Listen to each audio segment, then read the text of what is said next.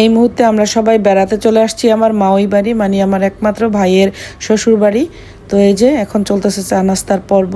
আমার হাজব্যান্ড এই প্রথম মাওই বাড়ি আসছে, সেজন্য আমার মা ওই ডালা সাজিয়ে আমার হাজব্যান্ডকে খাবার দিল।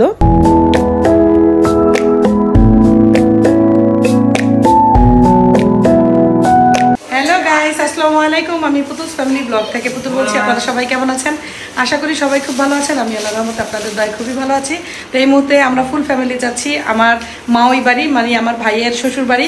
তো সেখানে আজকে আমরা পুরোটা দিন কিভাবে কাটাচ্ছি সেটা একটি ছোট্ট ব্লগের মাধ্যমে আপনাদের সাথে শেয়ার করবো। তো দেখতে থাকুন আমাদের আজকের এই ছোট্ট ব্লগটি, আশা করি আপনাদের কাছে ভালো লাগবে। তো এখন হচ্ছে আমরা সবাই রওনা দিচ্ছি, ওই বাসায় গিয়ে সব কিছুই আপনাদের সাথে শেয়ার করার চেষ্টা করবো। গাড়ি চলে আসলো, গাড়িতে উঠবে জন্য লাগবে না আমরা গাড়ি। তুমি কোথায় যাও মা? বেড়াতে যাও? ফারিস্তা, আমরা তো অলরেডি মাওই বাড়ির উদ্দেশ্যে রওনা দিয়ে দিয়েছি। তো এখন চলে আসছি বাজারে মাওই বাড়ির জন্য কিছু ফল মিষ্টি নেওয়ার জন্য। তো গাইস, আমরা কিন্তু এই মুহূর্তে মাওই বাড়ি এসে পৌঁছে গিয়েছি। তো আমি তো আসলাম দীর্ঘ 4 বছর পর।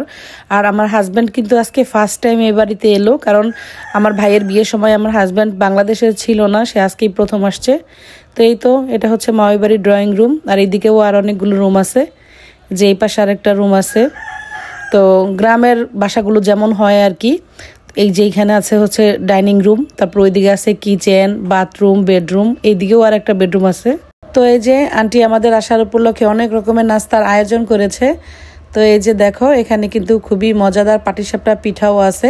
এই পিঠাটা আমার হাজব্যান্ডের খুবই ফেভারিট। তো বাংলাদেশে এসে তো কয়েকবার খাওয়া হয়ে গিয়েছে। এখানে আছে ডিম পিঠা, তারপরে বিস্কিট পিঠা, বড়ই, আঙ্গুর, নুডলস, তারপরে ফল, শরবত। তো এখন হচ্ছে আমরা নাস্তা খাবো মাওই আন্টির বাসায়।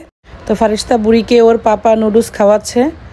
আর এই পাশে হচ্ছে আমার আঙ্কেল বসে আছে, ভাইয়া, আমার ছোট বোন, আর এইদিকে আছে আম্মু, তারপরে এই পাশে আছে হচ্ছে খালামণি, সে বসে নুডলস খাচ্ছে। তো আমাদের নাস্তার পর্ব শেষ হতে না হতেই দুপুরের লাঞ্চের সময় কিন্তু হয়ে গিয়েছে। আর আজকে দুপুরে আমার মাওই আন্টি আমার হাজব্যান্ডের জন্য খুব সুন্দর একটা নেওয়াজি ডালা সাজিয়ে দিয়েছে। এটাকে অনেক জেলায় খদরও বলা হয়। আর এই খাবারের ডালির সাথে আন্টি কিন্তু আরো অনেক রকমের আইটেম রান্না করেছে। আর এইদিকে ছিল কয়েক রকমের ভর্তা, তারপরে ছিল ডিম কোরমা, ইলিশ মাছ ফ্রাই। যেহেতু আমার হাজব্যান্ড আজকে ফার্স্ট টাইম মাওই বাড়ি এসেছে, তাই মাওই আন্টি আমার হাজব্যান্ডের আসার উপলক্ষে এই আয়োজনগুলো করেছে।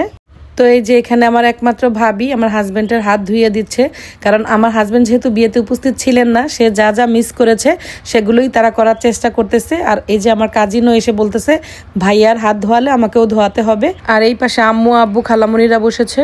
তো এখন আমিও সবার সঙ্গে দুপুরে লাঞ্চ করতে বসে পড়লাম। তো এখন হচ্ছে আমরা সবাই একসাথে বসে খাওয়া দাওয়া করব।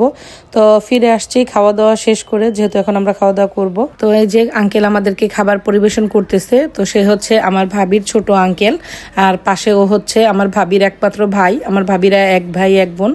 আমাদের দুপুরে লাঞ্চ করা কিন্তু কমপ্লিট। তো এখন হচ্ছে আমার একমাত্র ভাবি আর তার কাজিন চলে আসছে আমার হাজব্যান্ডের হাত ধোয়ানোর জন্য। বলতেছে ভাইয়া হাত ধুয়ে দিলে কিন্তু আমাদের বকশিস দিতে হবে। এই তো ওরা হচ্ছে আমার হাজব্যান্ডের সঙ্গে একটু ফান করলো।